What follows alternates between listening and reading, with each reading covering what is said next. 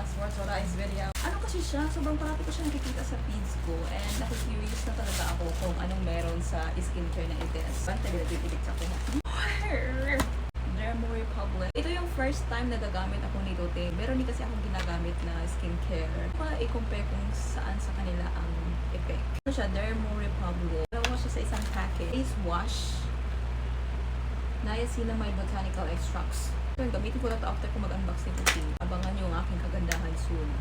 Kasi meron pang igaganda to. Sabi nila, 10% niacinamide. Actually, wala akong ka-idea kung paano ito gamitin. So, good luck to me. Hindi talaga ito effective sa akin. Ito siya, ito yung serum na 15 ml. 10% ko yung nabili ko na niacinamide from Dermo Republic. At yung isa naman is face wash. Bongga yung price nito, kaya na ano ako tip.